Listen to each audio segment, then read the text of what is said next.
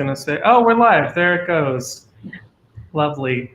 Hi, everyone. My name is, I'm not starting with that. Hi, everyone, and welcome to Shop Talk, Marginalized Creators on Craft.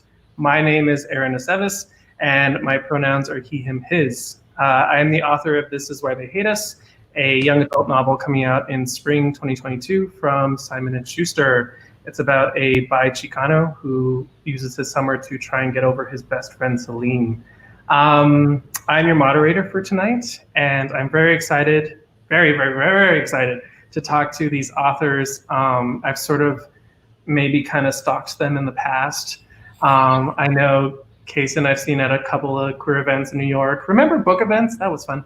And then Adib, I think I saw you at one where you told me to pick up ice skating because I was on submission.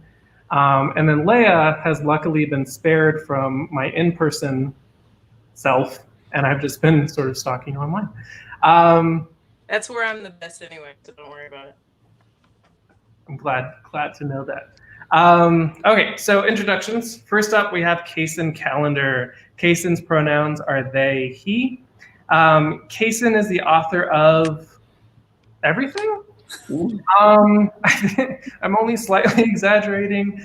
For middle grade, we have Hurricane Child, which won the Stonewall Book Award and a Lambda Literary Award, and King of the Dragonflies. For YA, we have This Is Kind of an Epic Love Story and Felix Ever After, which Felix Ever After, one of my favorite reads of the year so far. Just Thank you. Enjoyed that book thoroughly from like start to finish. It was amazing.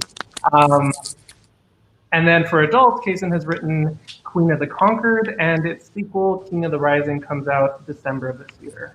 Hi, Kacen. Hey. Next up, we have Leah Johnson, whose pronouns are she, her, hers. Leah is the author of You Should See Me in a Crown, which, amazing. And if you haven't seen it on, like, if you haven't heard about it or heard about Leah, then like I don't know what you're doing with your life, and you must not have a Twitter. But you can go and get that right now. She was named a Flying Start by Publishers Weekly, and her second book, Rise to the Sun, which is about music festivals, and I'm very excited about because I've never been to a music festival, comes out in 2021. Hi, Leah. Leah. Hey. Wait, you've never been to a music festival? Never, no. They seem hot, and I'm like sweaty right now, so I'm like. I mean, They are this hot. year in 20. You weren't born in the quarantines, like you did all these before they all stopped, right? Moving on, the person dragging Maybe we're never going to move on from this. If I have anything to say, we won't. the person who just got very passionate about music festivals was Adib Khorram, whose pronouns are he, him, his. Adib is the author of Darius the Great is Not Okay, which won the William C. Morris Award, and its upcoming sequel, Darius the Great Deserves Better, which comes out August 25th. Hello, Adib. Very Hello, good. hello. I want to say it's really, really good. That's all I want to say. Thank you. It's like 27 days away, and so I'm not freaking out at all. Don't worry, everything's fine. You look very calm. I know, right? I definitely don't have like red eyes and dilated pupils or anything. Adib, let me just say, the stands are ready, okay? Like, we are ready to take to the streets for this book, and it's a pandemic, and that's how you know I'm serious. Like, I'm so excited. I know this is like not a Leah fans over Adib like conversation, but I just had to get that out of the way. I appreciate that. Thank you. I'm excited to share it with the world, and also terrified. I feel like that sums up most of the publishing industry: exciting and terrifying. It's pretty much the natural order of things, I think. Pretty much, yeah. Yeah. Yeah, I'm definitely not going to forget because August 25th is my sister's birthday and my very close friend's birthday. So it's going to be a lit Friday. Do you have to like go from one party to another in the same day, or is like does family trump everything and you only go to the sister's birthday and so the friend just has to deal with it? Well, before it was like one was in Texas and then me and my sister were in California, and then now it's like one's in California, one's in Texas, I'm in New York. So it's just like none, which is very sad, but I'm always thinking of them on that day. And then I'll think of Darius too. All right. Let's. I'm so sorry. I forget we have an audience, and I'm just talking. I know. I'm definitely not a recluse now. We're so social, guys. Right. All right. So first question: why is folklore so good? No. And you know what? I'm so glad we started there. Okay. It's so good because it's queer. That's why. That's. You all can. It's my turn to be dragged because I still haven't listened to it because I actually find Taylor Swift very distasteful. Wow. I don't know. Like as a human being, like. Or just I don't know. like I just artist? feel like she went through this really intense, like, female white victimhood phase, and I just have really never gotten over that, and so I just have nothing to do with her music.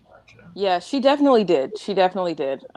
There's no disputing that. I will say I have not listened to a full Taylor Swift album since I was like 16 years old. And folklore, she did what needed to be done. That's all I know. Good for her. I'm glad she's like growing. I just also am like out of patience. Yeah, I get it. That's fair. That's fair. All right. Well, my actual first question is about getting started. So before you have anything, how do your ideas come to you? Does it start with a line, maybe a scene, a title, a premise, characters? Like, what's that initial spark of the book that came for you guys? I mean, if someone has ideas, please give them to me. I am always consumed with a new plot idea. Like, there's never been a time where I was like, oh man, what am I going to work on next? Part of what sustains me through the writing of an entire novel, though, is that it has to be something this is where hyperfixation really helps. It has to be something that I'm compelled enough by to stick with for months on end. And that's how I know whether or not a book is worth writing. And so Rise to the Sun, for instance, I go to music festivals every summer, all summer. And I went to Lollapalooza in like 2017, and there was a news story about a shooting that had happened at another music festival, and it like happened weeks later, but we found out that the person who had committed that shooting had also planned to be at Lollapalooza that same day that I was there. And so I couldn't stop thinking about that, like the amount of joy that I experienced while I was there, the type of freedom that I felt when I was there. But to know that my body and my livelihood were in direct danger, like how precarious that joy is. And so that idea would not leave me alone. Even it was in my fiction, it appeared in essays that I was working on. And so that's how all my stories begin. It's like something that is clinging to me in real life. Yeah, I feel like I struggle a lot with having way too many ideas. I'm sorry, I'm still kind of like reeling from what you said, so I'm glad you're okay. I feel like I have to say Thank you. Sorry, I should have provided a content warning. I didn't even think about it anymore. I was just like, this terrible thing happened. No, yeah. But yeah, I struggle a lot with like having way too many ideas. But one thing that helped me was the Neil Gaiman masterclass. I don't know if y'all watched like masterclass videos. He gave me the idea of having compost heaps and just like having a list of all of your ideas and figuring out like how they kind of like mesh together potentially. So I feel like that's helped me figure out many a novel where it's like I have 20 different ideas and a few of them are just too flat to become its own book. But then I mesh with like a few other ideas and suddenly it feels like it's a little fuller and like not only idea but also kind of like themes and different messages and characters, and just kind of like blending them all together has really helped me organize my ideas a little bit more. I honestly feel like my ideas come from all sorts of places. Sometimes I'll get an idea of a story I want to tell, and I'll have to go and like find characters for it. Sometimes I'll get an idea of a character that just seems really compelling and have to find a story for them. Sometimes I'll get like this idea of a scene that I think would be really fun to write, and then I have to figure out with the characters and the story just so I can set things up to write that scene. Sometimes things are bothering me, and I find a lot lately of my writing has been things that are annoying me or angering me or frightening me, and my way of kind of working through them. So I don't know. I don't really feel like I usually have too many ideas all at once. I usually will have like one that I'm really excited about and feel like I have to work on, and then the others, like they're just kind of on the back burner, and I hope one day I'll have the fire in me that I need to work on them. And I don't know. We'll see.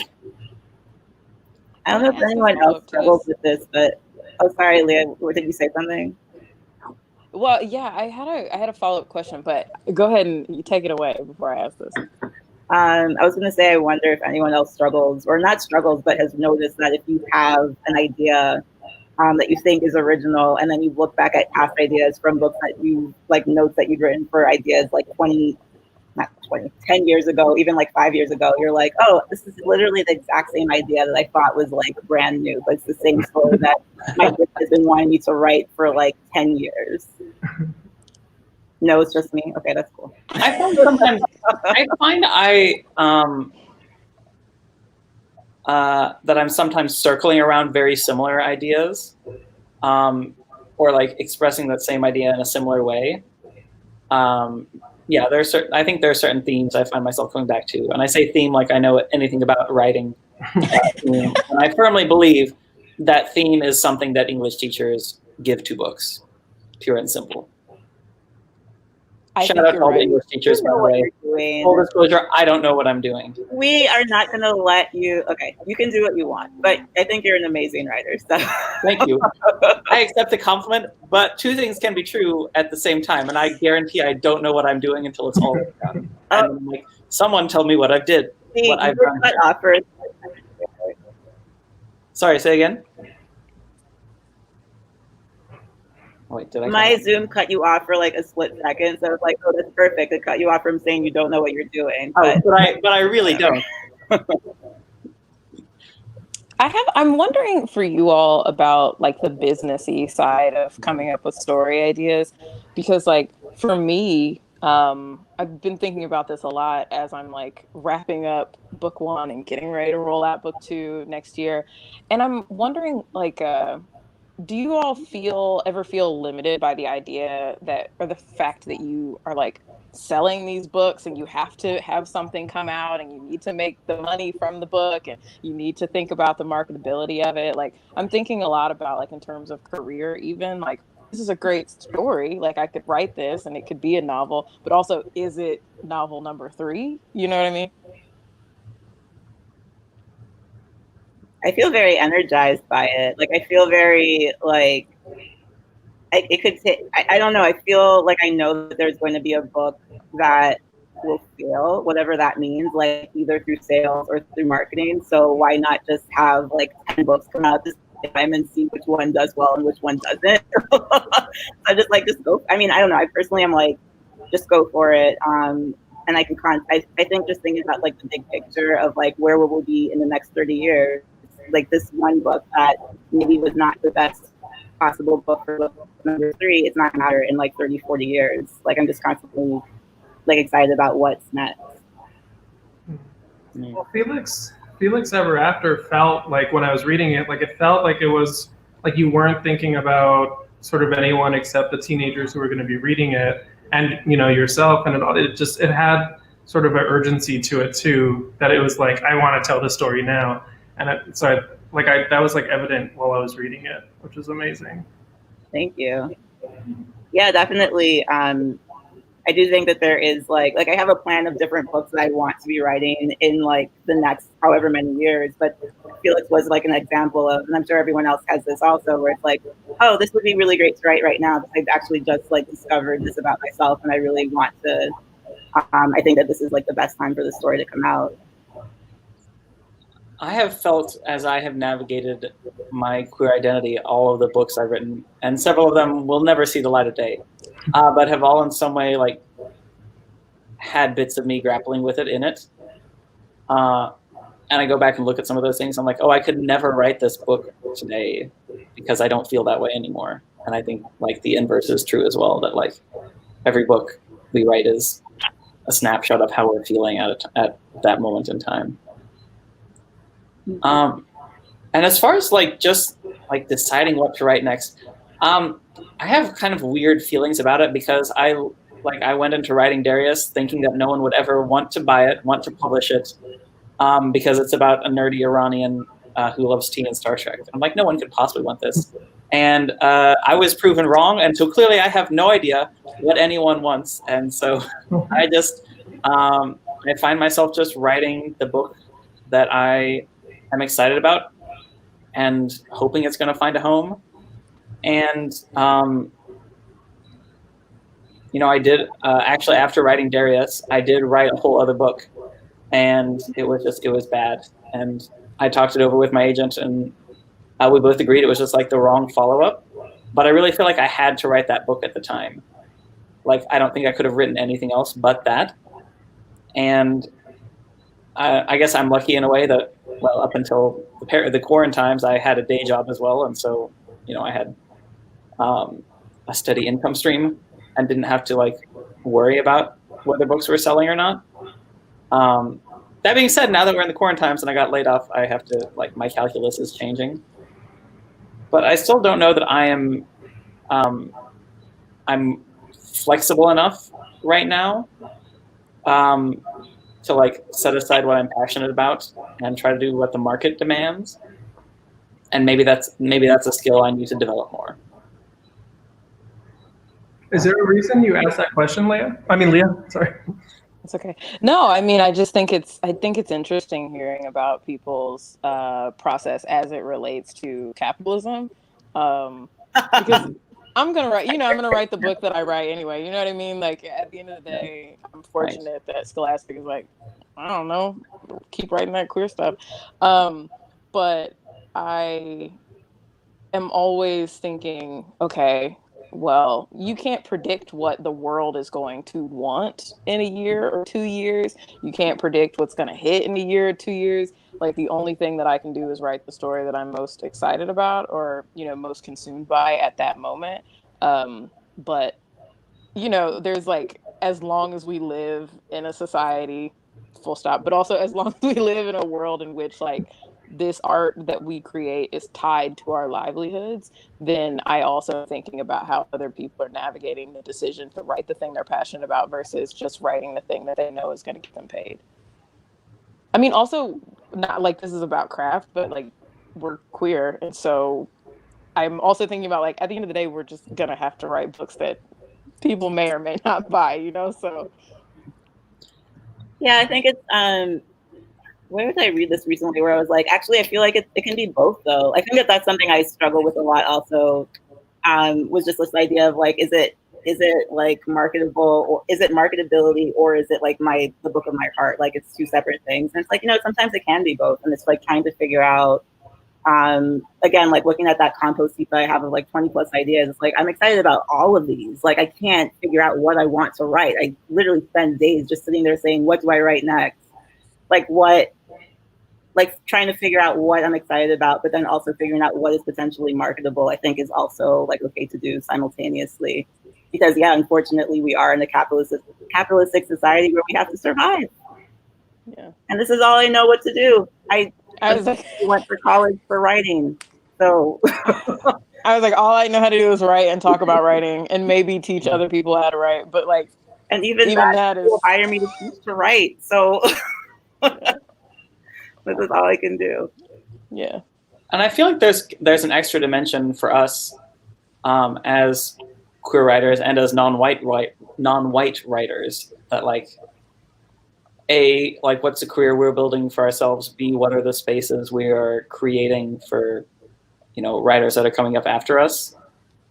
And I feel like at least I don't know how you feel, but I feel like even if I try to put that out of my mind, it's always there. And I always there's a part of me that's always wondering how I'm sending the elevator back down, how I'm making space for new writers, how I'm serving young readers. I don't know, that can be hard to grapple with as well, as I ask myself what stories I want to tackle. Yeah. Cool. Sorry, I didn't mean to be a bummer. No. That was so good. I was just I could keep doing this, like riffing on the same idea for the full hour, but I was like, I know Aaron has other questions prepared, so I'll just DM Adib when we're done with this. I could just sit here and watch the three of you talk for a very long time. I'm totally fine with that.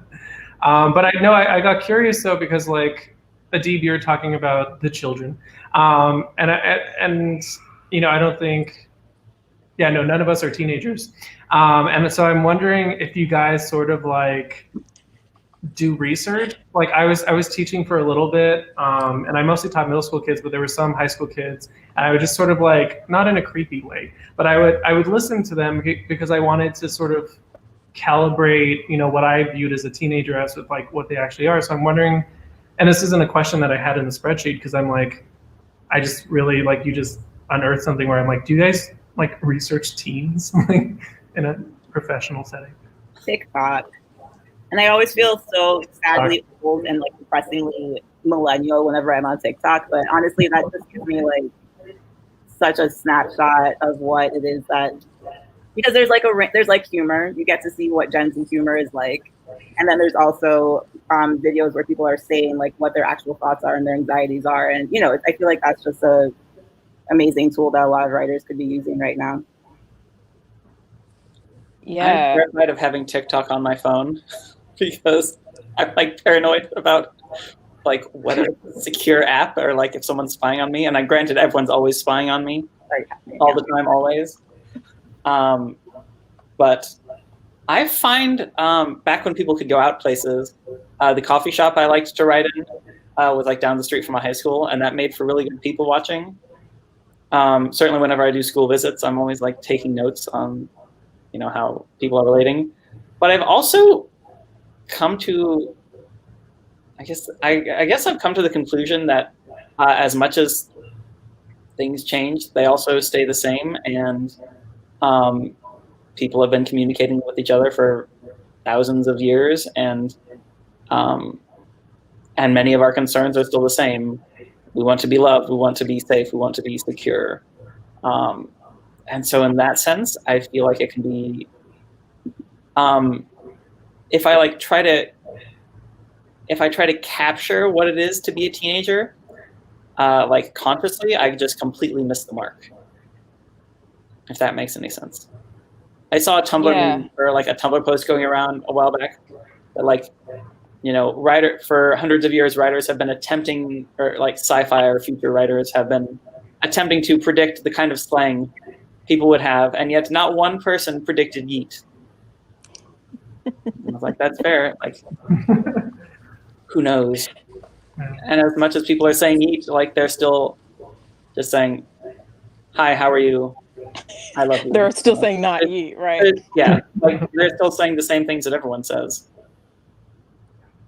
Yeah, I think that's really at the heart of this, is that like what we're doing is telling human stories, and I think like the very nature of like being a human is to wonder about your place in the world, and I think that's the part of being a teenager. It's like, who am I? What is it I want from this life? And what is it I expect from the people around me? And what is standing in the way of becoming the person that I'm going to become, right? And so that doesn't ever change. And so I think if you're leaning into those feelings, you're thinking more about sensation than you are about language. I think, first of all, the heart of the story will be what it's supposed to be.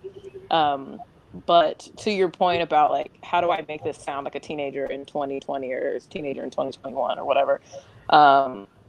I am really fortunate in that, like, I am a professor of creative writing, and so I teach first-year students, a lot of first-year students, and they're all 18 still, 18, 19 years old for the most part. And so because all of my characters are in their senior year, going to college, generally speaking, they're right there in that same age range. And so I'm not only listening to them speak to me and like how they interact with me as an authority figure, but I'm also like engaging with their work. And so how they see themselves creatively also changes the way that I approach my own characters.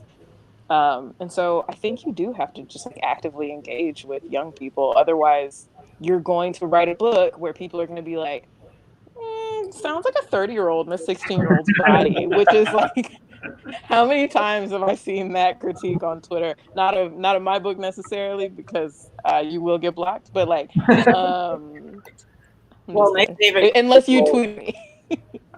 What'd you say, Kacen? my favorite critique is this is like so YA. Like I know it's a YA, but they just are such teenagers. That's the best, isn't it? My favorite. My favorite. What did you come to this for? What did you expect from this? Or like they make really, like when people are like, oh, I thought that the decisions were really irresponsible and the argument really stupid. Yeah, well, how many stupid arguments did I have when I was 16 years old? Every argument. And honestly, was stupid. even as an adult, as a 30-year-old, I'm still. I mean, and it's like, and everything feels like the end of the world. That's the thing. Like that's what it's like, and yeah. I still feel like that now. So I'm also very dramatic. So that helps. I do. Like I love everything that y'all said about like the stories are going to remain the same because of the heart of what it is that we want as teenagers is still going to stay the same.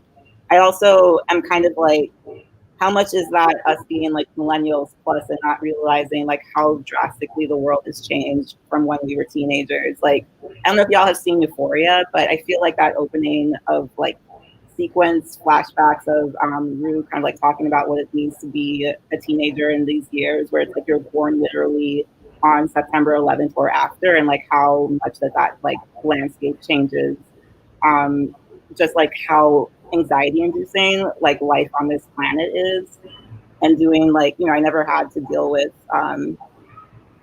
like drills, like shooter drills, like active shooter drills. Like I never had to deal with that kind of thing. Just like, I think that's the kind of mindset that I'm trying to strive to understand a little bit more, where it's like, as a millennial, there's just some things that I don't understand what it's like to be in this world, where it's like you know that you're going to be inheriting a world that's literally on fire, because like our parents would not, or their parents, us plus like, Gen X and boomers are not taking care of the world that teenagers are going to be taking. So I don't know.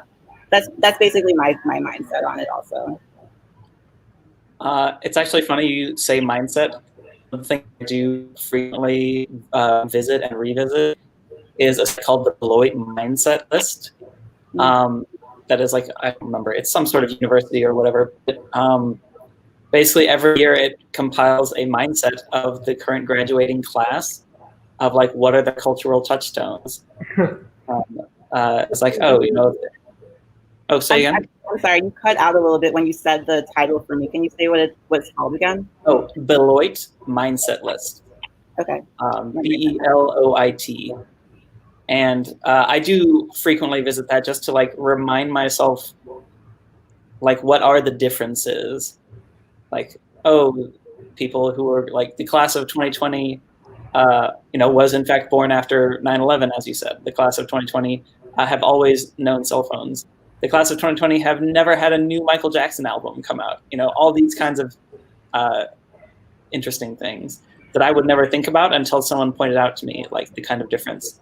There was a TikTok going around that I only saw because it also got retweeted on Twitter or BuzzFeed, which is where I watch all my TikToks, of this dad going around asking his children how they like what sign they make if they're on the phone, and people don't do this anymore, they do this anymore. I was like, hey, that's something that would not have occurred to me. That made me sad. Yeah. Right. That's an awesome list. Thank you. I'm gonna look it up. Oh yeah, it's I love it. It's so cool. I'll see if I don't know if there's a way I can like post it somewhere. I mean, you have a Twitter, right? I'm on hiatus. I'm trying really hard to stop doom scrolling. I'm sorry. So I turned on like my parental controls and blocked Twitter as an adult site, so I cannot log in. I blocked myself from Goodreads like 4 months ago, and I have not yet figured out how to unblock myself. But honestly, that's been really liberating for me, actually. So I recommend everyone do that as well. Twitter and Goodreads are not great for your creative life. That's so funny. Yeah.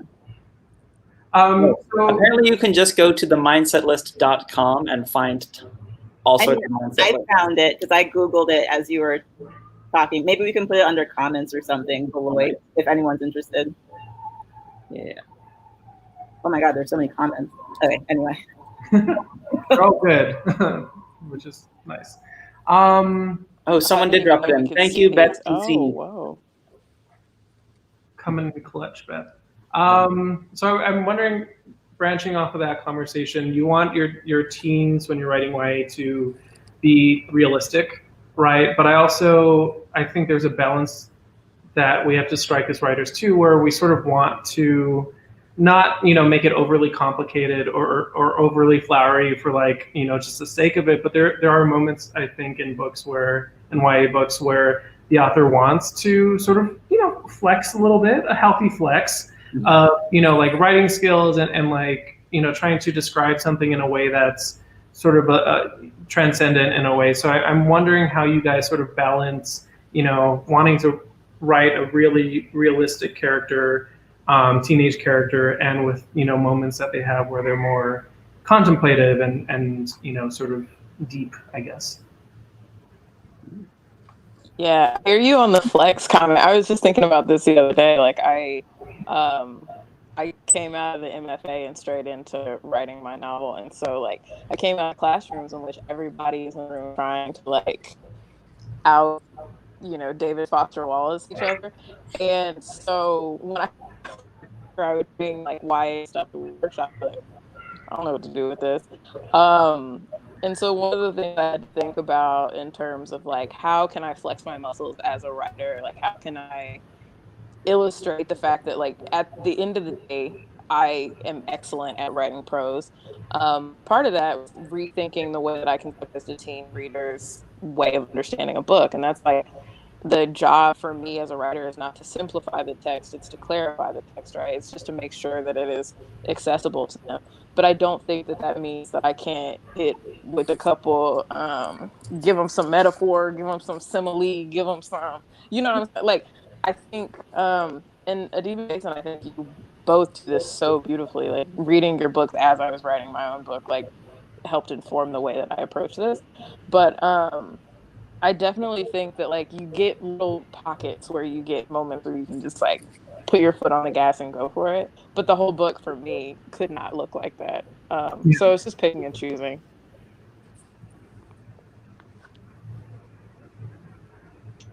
I always feel like for me, I have a lot less intentionality about it.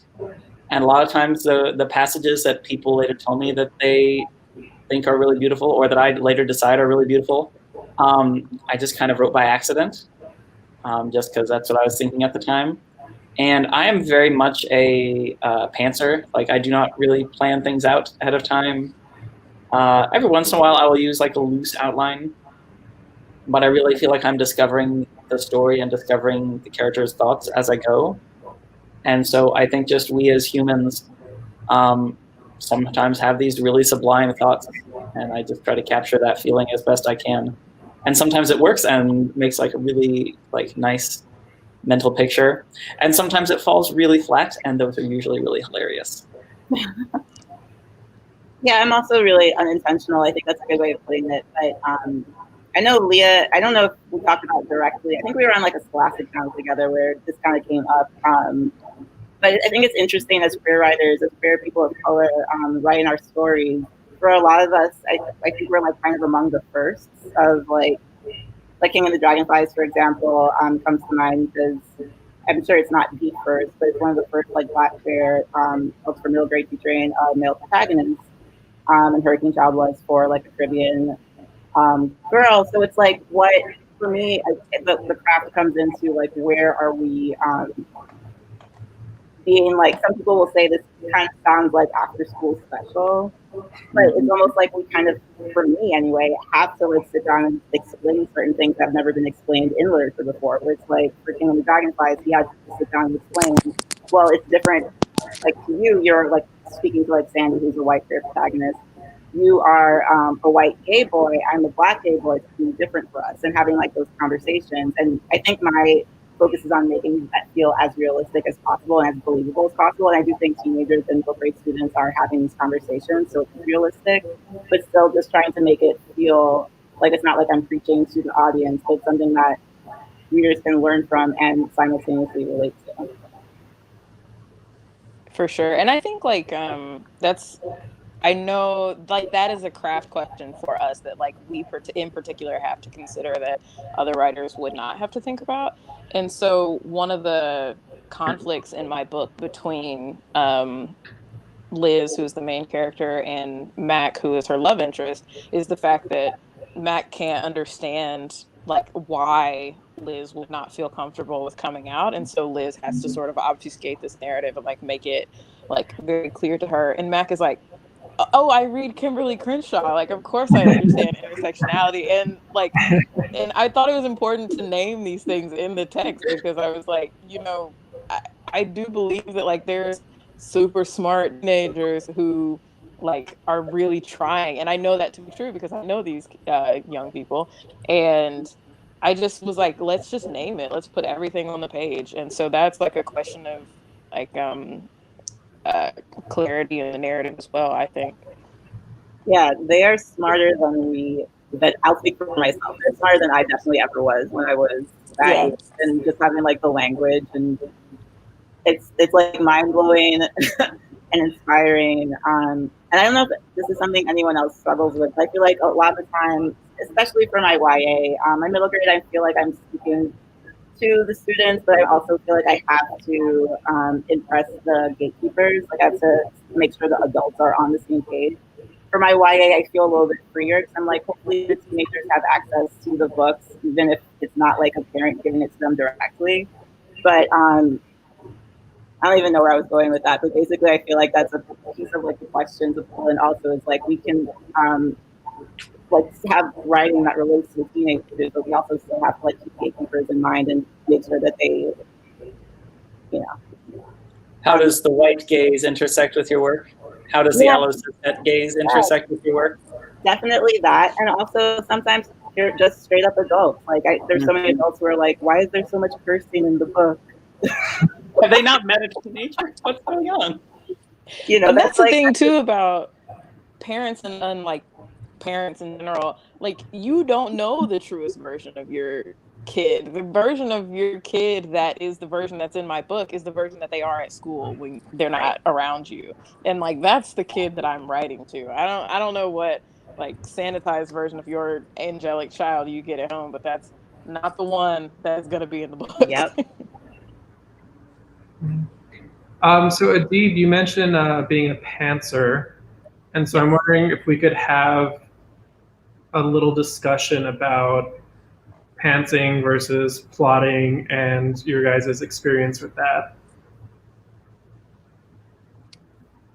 Well, I'll tell you, because I have a lot of pretty strong feelings about it. Oh, I love it. So, you know, my whole life, I was like, I'm just going to wing it. I'm just going to write what comes to me. I'm going to let the story tell itself. I'm just going to get it all out. I don't know what happened, okay? I don't know where that girl went. I don't know where that ability went to write a novel. But when I tell you, I wrote the first draft of Rise to the Sun with no outline, and it was truly a mess. I'm talking absolute shambles of a draft. And my editor was like, "Hey Leah, before we write a second draft, like how about we just work on an outline together? I don't know, just crazy idea. Like I think maybe we could just do that." And I was like, outline? Like Leah Johnson doesn't outline. And I had to outline a novel like really clearly for the first time ever. And the way it opened up my ability to tell this specific story was incredible. But I don't think that I could have approached You Should See Me in a Crown in that same way. And so I hope this at some point writes itself, but not like writes as in like writes, but you know, corrects itself. But like every book so far has been a different process. And that to me is a nightmare because how am I supposed to know what I'm supposed to do? I don't. I still struggle a lot with that as well. But have y'all heard of Story Genius by Lisa Crone or Cron? I have heard of it, but I've never. Oh my God, it changed my mind. I mean, it changed my life. Like, I feel like I would go from, like, every book would also be, like, is it going to be a pantsing book or is it going to be a plotting book? But my issue is that when I sit down to plot and outline as a Virgo, I can go on for months and literally, like, a year. And then I sit down to write the first scene and it's like, oh, this isn't the book I want to write. And it all falls apart and I wasted a year of my life. But as a pantser, it's like the same thing for me, basically. Like I'm writing, and I have absolutely no idea what the story is going, and it takes me like a year and a half to figure out what the book actually is.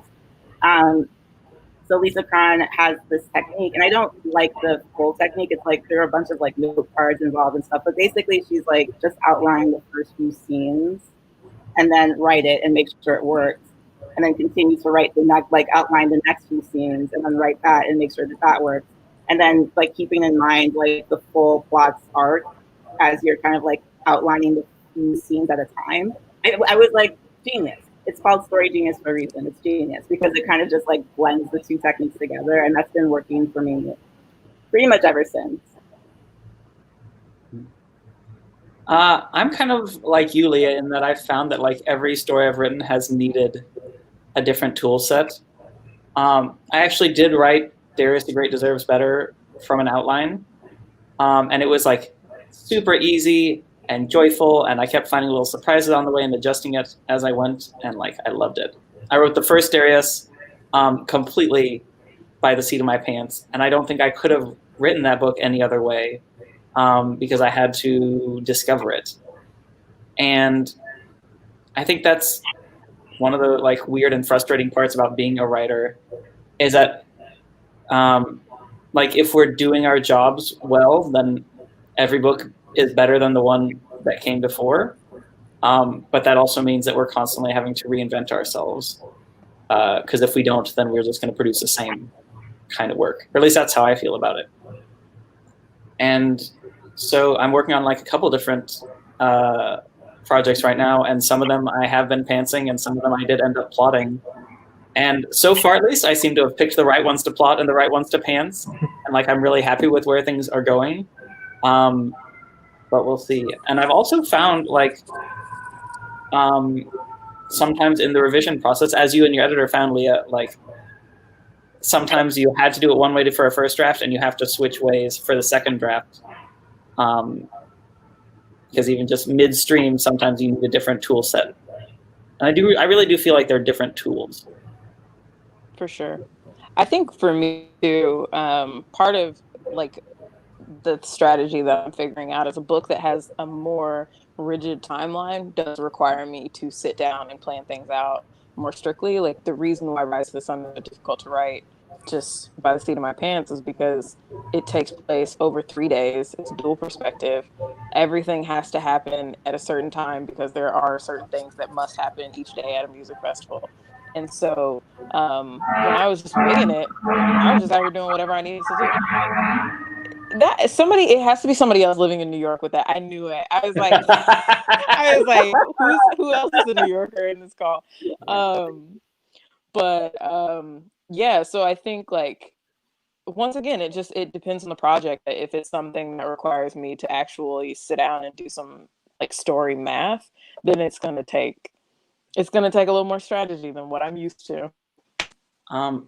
It's so funny you mentioned like needing that structure. I did absolutely like write Darius, the first Darius, by the seat of my pants, but I did have a made up calendar I made to track like how their trip was going and crucially which episodes of Star Trek they were watching each day. Right. So like I never knew what scenes were going to happen. I had no idea what the story was happening, but I always knew what episode of Star Trek they were watching when. That is important, actually. So, right. I just wanted to thank Beth CD again for putting another link. I think there was a link for Story Genius. So, yeah, there we go. Thank you. Thanks, Beth. Yeah, it's even funny though. Like my editor Dana, like apparently did a dive onto Memory Alpha, the Star Trek wiki, to like double check all of my dates and episode orders, and she's like, "Oh, like everything lines up super well." And I was like, "Yes, you underestimate my nerdiness." I love that. I just bought Romancing the Beat this morning, and who wrote this book? It's Romancing the Beat by Gwen Hayes. It's about like for anybody who writes romance or romance, then I think that book is really helpful. It comes recommended to me by Christina Forrest, who I think is so good at plot, but then she told me she was winging it too, and I was like, well, everything I know is a lie, so I guess I'm just gonna buy this book now, and hopefully it'll teach me what I need to know. That's awesome. That was very enlightening, guys. I I've always thought about it in terms of like trade-offs because I wrote books before like I got my agent, and like those are usually plotted out pretty well, and so like the drafting was I think more painful, and then the revision wasn't as bad. But then with This Is Why They Hate Us, it was like pure pantsing, where like I mentioned the main character's like mental illness in chapter 16 for the first time, and it's like, what was he doing in the first 15 chapters about his mental illness? But like the drafting was a breeze, and then editing was hard, or is hard, continuing to be hard. But yeah, Revision sucks. I don't know, but other people enjoy it apparently. Drafting always, and I love revising. See, this is a fundamental difference. I'm like revising Rise of the Sun right now as we speak. It's due tomorrow, and I am like miserable. I haven't slept in days. I'm like, I don't know what I'm supposed to do with this. How do people do this and enjoy it? One day I'll learn, hopefully. Well, best of luck, Leah. Thank you. Something a little fun, or everything's been fun. This is going to be really fun. This comes off of Adib when you're talking about Star Trek, and then Leah. It's really interesting because you provide sort of a counterpoint, and you should see me in a crown. I want to talk about pop culture references because I know sometimes you're reading like not even like a really old book, but like a book that's set in the 90s, and you hear something where you're like, I don't know what that is, like, and it sort of dates it a little bit, but sometimes like the right pop culture reference like immediately puts you into the scene. And so Adib, you put Star Trek in there. You were so faithful to like the episode order and all that stuff. Leah, you create a fake band, which I think is so awesome because then you can play with the aesthetic and like the song titles, and like that's always super fun. And so I'm wondering what the three of you think about inserting pop culture references, when to sort of refrain, when to put it in there, when to make up your own thing. Yeah, I don't really worry on dating contemporary books, just because it's always going to be dated. Like I feel like it's just going to be a piece of history. And it's interesting to think about from the queer perspective also, because I was on a panel with Alex Gino, and they asked the question of, should we worry as like queer writers whether we are using like incorrect language that will be considered incorrect in a few years? Like, for example, like transsexual is incorrect now, but it was correct before. And like, who knows if non-binary is going to be incorrect in like 10 years, And it's like, there's no, for me, there's just like no way to be able to tell what is going to actually date it. I have BTS references. BTS is huge. Who knows? 5 years, it could be like, ooh, don't date. Actually, an even better example, I have She Who Should Not Be Named referenced throughout Felix Ever After. The book came out when it was like too late to change it and to cut any mention of her out and of the books out, of Harry Potter out. Which really sucks because it's a trans book, it's a trans narrative, and those books meant a lot to me, but there was no way to be able to tell that she was going to be a horrible human being. So, I mean, to me, it's just something I personally just am like, there's no way you can know. Just like, I feel like that's where I'm just like, just let it go. Yeah, I think all our work is going to be a relic of the time period it existed in, or the context that it was created in, and so like, I just write the book that's gonna hit. You know what I mean? Like, I reference Beyonce in the first line of You Should See Me in a Crown because Beyonce is timeless. Like, I don't care. She's that now, and she's gonna be that in 10 years, and she was that 10 years ago. So it's like, there are some people, it's like, I'm gonna take a swing and we're gonna put them in there regardless. Or like the fact that I talk about Kris Jenner in the first chapter of You Should See Me in a Crown as well. And the Kardashians have been a staple in popular culture for, a decade now. And so, yeah, I know it's wild. And so, at this point, I'm using these references because they're relevant, but also because like they've shown that they're going to stick around for some time. And so like, at least for those two references, that's how I approached it. But, Kacen raises a really valid point, and that's that like it does not matter what we do in these books. There's going to be something that is outdated, and that's just the way it works. I was reading. I was a huge Sarah Dessen fan growing up, and she writes all like contemporary romance, and so I was reading, what was it? This Lullaby, which used to be my favorite book of all time, and like a couple of months ago, and there was a reference to a landline in it, and it took me out of the book so completely. I was like, oh. I've never even seen one of those. I mean, my parents had one still, but it was like a phone with a cord. You know what I mean? You're like, so young. You're a Right. baby. Damn. Like, It was like I don't remember seeing a phone like this in like I don't know when.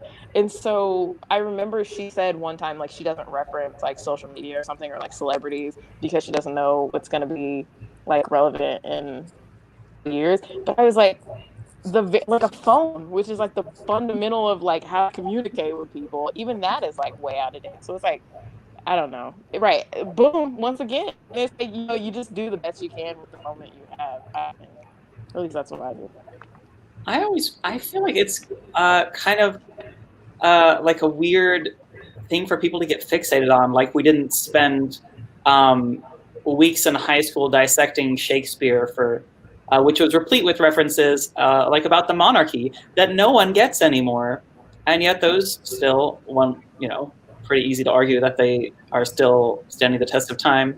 Relevancy, I'm not going to go into, but like people are still reading them and forced to study them. And I don't know anything about King James's like foibles. I don't know anything about what was going on there, and yet I still can kind of get the gist of the story.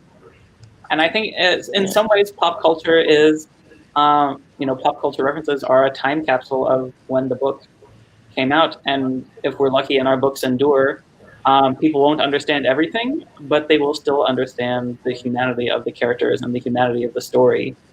And if they're curious, I assume Wikipedia will still be around in 100 years. I'm assuming the pen is in 100 years, which the jury is still out. Right. And we pretty low expectations as far as that's concerned.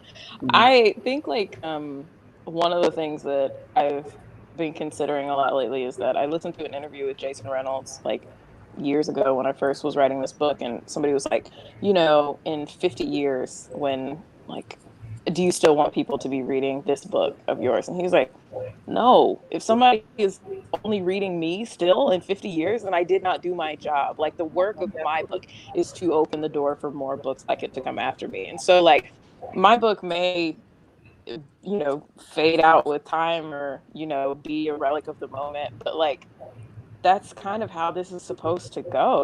Like maybe people will read it in classrooms when I'm old and I'll still be getting royalties. Please let that happen so that I can have a retirement fund, because I don't have one now. But hopefully there's somebody hotter and more relevant, not hotter like physically, I mean like their books are hotter by the time that happens. But even Leah, like even beyond definitely there need to be more people in general, like more books by other authors, but or yours also, like you're gonna have more, like your career will go on long enough that other people will continue to read your books that will be like on a trajectory of relevancy. If that makes any sense. Yeah, for sure. Let's hope. I feel like the ultimate goal is to be that book that students get assigned in high school that they kind of hate and have to read. I'm like, that's actually like a pretty like decent legacy to leave at the end of the day. Yeah. And I have this weird thing where I kind of hope that 50 years from now people will look at my book and say, oh boy, that was kind of problematic, because hopefully that means that our society has moved in a more just and equitable direction that I could not even conceive of. You want to get canceled in the future.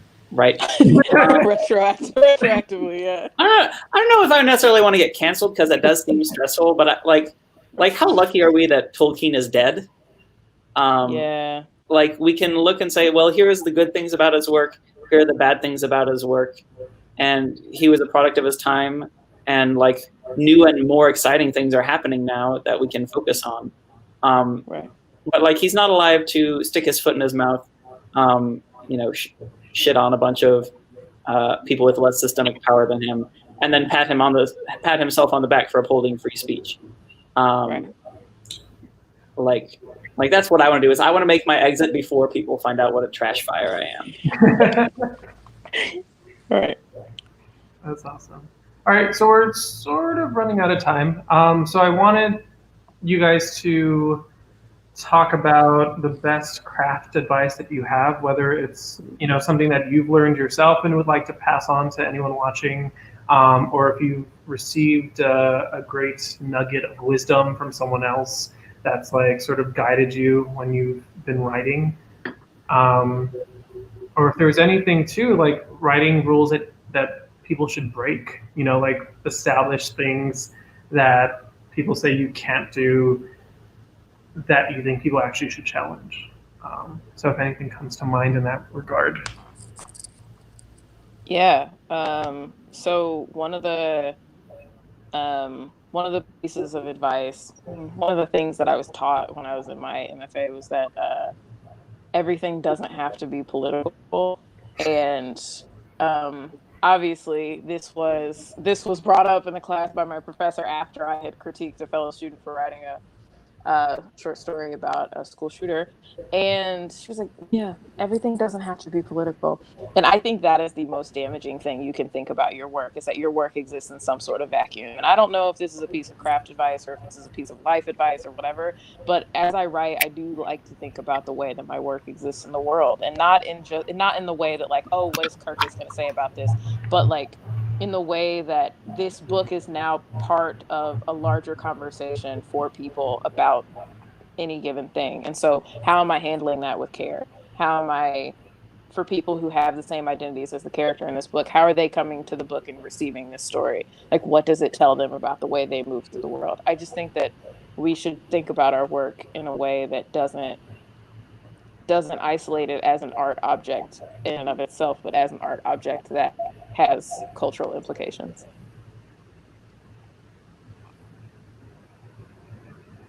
Yeah, I think that every piece of like writing rule is like, rules are meant to be broken, but I do love learning kind of like the basics to be able to figure out which rules I want to break. And I think everyone loves Save the Cat, but I have to talk about Save the Cat writes the novel. I would be remiss if we did not talk about it at least once. I feel like that book and just the way that it helps you like organize and like looks at the way that stories across the board kind of like tend to use like this formula. I'm just like such a geek for a craft, and I'm a geek for Save the Cat, and I use that. I write my book, and then I use that as like a checkpoint, as like a reference. It's like, oh, that did that really well here.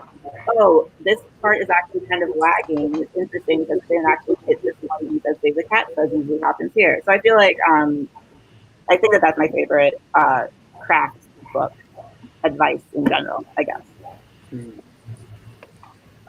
For me, I always feel weird about like rules in general, because I feel like people will just repeat them and never unpack them, and so many of them are kind of pithy and give no nuance. Things like, oh, always start with action, and then you get suddenly every book is beginning with a car chase. Or people say show don't tell, and suddenly everything is so subtextual that no one ever knows what anyone is feeling. And so much about, I feel like so many of those like writing rules are really just about, Kacen, as you said, like learning, thinking of less as rules and more as tools, and know when to use them, when to set them down. So I don't know. I always just tell people that they should try everything and see what sticks, like throw it at the wall like spaghetti and see what sticks. But like my favorite piece of advice, craft-wise, that I ever got actually came from a literary agent named Janet Reed, who said that you should take a book that you absolutely love and that you want to write books like that book, and sit down and type the whole thing out for yourself, like on your computer. First of all, to like get the visceral feeling of what it felt like to write that book. Wait, I'm sorry, right? Like from beginning to end. Yeah, so like Kacen's face, I was like, no. So yeah, so like for me, one of my favorite books is Aristotle and Dante Discover the Secrets of the Universe. Yeah. And so back in like late 2014, early 2015, right before I started writing Darius, I took that book and I sat it here next to my computer and I literally read every line and typed every line into a document. Oh my God, And how long did that take you? it took me, I think, about like 2 weeks. I type pretty fast also, like I type 100 words a minute. So it didn't take forever, but like it gave me like the muscle memory of what it feels like to sit down and write a book. But B, it also made me analyze the craft in a different way than just reading it. Like reading it, but then also reproducing it made me really stop and think about the choices that Benjamin Leah was making. I love to break down books by Pete. I've never heard writing it. I mean, I'm impressed. I'm not judged. I'm just like, I have ADD. I can't imagine doing that. That's incredible. It was tough, but I really, like when I finished, I really felt like I had leveled up. Like my craft-wise, the next thing I went to write, I just was like quantum better. Wow. Like, I just felt like I had learned so much. So I think like also think, and now that you mentioned Aristotle and Dante, while we're here, I know Can't wait for the sequel news, whatever is happening. Sorry. Right. I said, okay, so he just dropped all of it on the same day. I wasn't ready for it. But for what it's worth, I teach plot in my class using Aristotle and Dante. Because I think that it truly is like beat for beat. Like if you need to understand how a story functions, I think that Aristotle and Dante does it really well. And also it's broken up by section in the book itself. And so that helps you think about it in really clear terms. So if you're a beginning writer, I recommend that. I just love the book so much. It's so beautiful. It's really, honestly, a gorgeous book. I mean, like, it has its flaws. It, like, socially, it has problems. But language-wise, it's beautiful. I just want to mention really quick, Leah, your Autostrato essay was amazing, and it made me pick up the God Box. Oh my God! Thank you. Yeah, no, I'm like a quarter of the way through it, and I'm just like, because I'm doing edits right now, and like I talk about religion and sexuality in it, but my editor was like, you kind of like low key do it, and she's like, you need to bring that out, and if you're going to talk about it. So like it was perfect. So I wanted to thank you for that rec, and Aristotle and reminded me. All right. Everybody read Alex Sanchez. He's an OG of queer YA. Truly, like if you haven't read him, like you should. That's my last thing. So we're out of time. I want you guys to plug your thing that you need to plug. So Kacen, if you want to go first. Sure. I mean, we're just saying the title, right? We're not going to give a long description. Just the title? Okay, just the title. Feel It's Ever After just came out in May. I'll just say it's about self-love, queer self-love and validation. So good. So good. Leah, do you want to go? Yeah. So You Should See Me in a Crown is out now. Ting. And you can buy it wherever books are sold, but you should buy it from Astoria Bookshop because it's actually my neighborhood indie. Well, not my neighborhood indie, but it is like an indie near me as I live in this part of New York City. And so we love Astoria. All my homies love Astoria. Sure. Adib? Darius the Great Is Not Okay is available now, and Darius the Great Deserves Better comes out on August 25th. And it's about Darius deserving better. I like it. Right. All right, guys. Thank you so much. This was a lot of fun.